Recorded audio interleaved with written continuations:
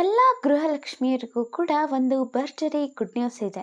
ಅದೇನು ಅಂತ ಅಂದರೆ, ಎಲ್ಲರಿಗೂ ಕೂಡ 36,000 ರೂಪಾಯಿಗಳು ಜಮಾ ಆಗಿರುವಂಥದ್ದು ಎಲ್ಲ ಗೃಹಲಕ್ಷ್ಮಿಯರಿಗೂ ಕೂಡ. ಇದ್ರ ಬಗ್ಗೆ ಸಂಪೂರ್ಣವಾದ ಮಾಹಿತಿಯನ್ನು ಕೊಡ್ತೀನಿ. ಇನ್ನೂ ನಿಮಗೇನಾದರೂ 36,000 ರೂಪಾಯಿ ಜಮಾ ಆಗಿಲ್ಲ ಅಂತಂದರೆ ಏನು ಮಾಡಬೇಕು ಅನ್ನುವಂಥದ್ದನ್ನು ಕೂಡ ಹೇಳ್ತೇನೆ. ಅದಕ್ಕೂ ಮುಂಚೆ ಲೈಕ್ ಮಾಡಿ, ಸಬ್ಸ್ಕ್ರೈಬ್ ಮಾಡೋದನ್ನು ಮರಿಬೇಡಿ. ನಮ್ಮ ರಾಜ್ಯದ ಮಹಿಳಾ ಮತ್ತು ಮಕ್ಕಳ ಕಲ್ಯಾಣ ಇಲಾಖೆಯ ಸಚಿವೆಯಾಗಿರುವಂತಹ ಲಕ್ಷ್ಮೀ ಹೆಬ್ಬಾಳ್ಕರ್ ಮೇಡಮ್ ಅವರು ಮುಂದೆ ನಿಂತು ಎಲ್ಲ ಗೃಹಲಕ್ಷ್ಮಿಯರಿಗೂ ಕೂಡ 36,000 ರೂಪಾಯಿಗಳು ಜಮಾ ಆಗೋ ರೀತಿಯಾಗಿ ಮಾಡಿದ್ದಾರೆ. ಇದುವರೆಗೂ ಕೂಡ ನಿಮಗೆ ಗೊತ್ತು, ಇಲ್ಲಿವರೆಗೂ ಕೂಡ 18ನೆಯ ಕಂತಿನ ಹಣದವರೆಗೂ ಕೂಡ ಜಮಾ ಆಗಿರುವಂಥದ್ದು ಹಣ. ಸೊ 18 ಕಂತು ಪ್ರತಿ ತಿಂಗಳು ಕೂಡ 2,000 ಅಂತ ಅಂದರೆ ಎಷ್ಟಾಗುತ್ತೆ? 36,000 ರೂಪಾಯಿಗಳು ನಿಮ್ಮ ಖಾತೆಗೆ ಬಂದಿರೋ ಅಂಥದ್ದು. ಇದರಿಂದ ಎಷ್ಟೊಂದು ಜನಕ್ಕೆ ಎಷ್ಟೊಂದೆಲ್ಲ ಉಪಯೋಗ ಆಗಿದೆ. ಎಷ್ಟೊಂದು ಜನ ತಾಯಂದಿರು ಮಕ್ಕಳ ಟ್ಯೂಷನ್ ಫೀಸ್ಗೆ ಬಳಸಿದ್ದಾರೆ, ಓದೋದಕ್ಕೆ ಬಳಸಿದ್ದಾರೆ.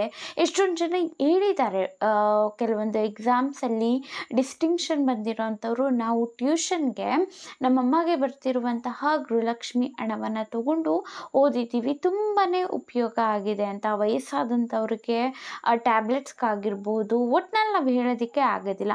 36,000 ರೂಪಾಯಿ ಅಂತಂದರೆ ನಿಜವಾಗ್ಲೂ ಬಡವರಿಗೆ ಆಗಿರ್ಬೋದು, ಮಧ್ಯಮ ವರ್ಗದವರಿಗೆ ಆಗಿರ್ಬೋದು, ತುಂಬಾ ದೊಡ್ಡ ಅಮೌಂಟ್ ಅಂತಲೇ ಹೇಳ್ಬೋದು. ಅವರಿಗೆ ಬೇಕಾಗಿರುವಂತಹ ತುಂಬಾ ಅವಶ್ಯಕತೆ ಇರುವಂತಹ ಕೆಲಸಗಳಿಗೆ ಬಳಸ್ಕೊಂಡಿರುವಂಥದ್ದು. ಒಟ್ಟಿನಲ್ಲಿ ಇದೆಲ್ಲ ಕೂಡ ಅಂದರೆ ಗ್ಯಾರಂಟಿ ಯೋಜನೆ ಆಗಿರಬಹುದು, ಯಾವುದೇ ಯೋಜನೆಯನ್ನು ತಂದುಬಿಡಬಹುದು. ಆದರೆ 1.5 ವರ್ಷದ ಮೇಲೆ ಆಗಿದ್ರೂ ಕೂಡ ಇನ್ನೂ ಕಂಟಿನ್ಯೂ ಮಾಡಿಕೊಂಡೇ ಹೋಗ್ತಿರೋ ಅಂಥದ್ದು.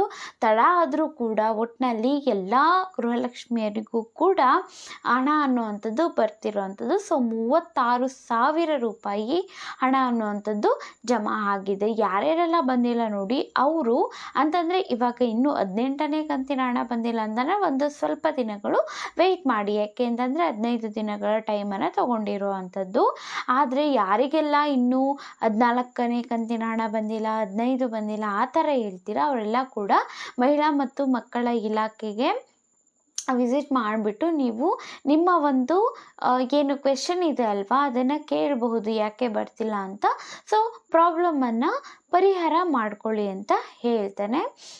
ತುಂಬ ಹಳೆಯ ಕಂತಿನ ಹಣ ಬಂದಿಲ್ಲ ಅಂತಂದರೆ ಹೋಗಿ ವಿಚಾರಣೆ ಮಾಡಿ. ಇತ್ತೀಚೆದು ಮಾತ್ರ ಬಂದಿಲ್ಲ ಅಂದರೆ ವಿಚಾರಣೆ ಮಾಡುವಂತಹ ಅವಶ್ಯಕತೆ ಏನೂ ಇಲ್ಲ. ಮಾಹಿತಿ ಇಷ್ಟ ಆಗಿದ್ದರೆ ಒಂದು ಲೈಕ್ ಮಾಡಿ, ಸಬ್ಸ್ಕ್ರೈಬ್ ಮಾಡ್ಕೊಳ್ಳಿ. Thank you for watching.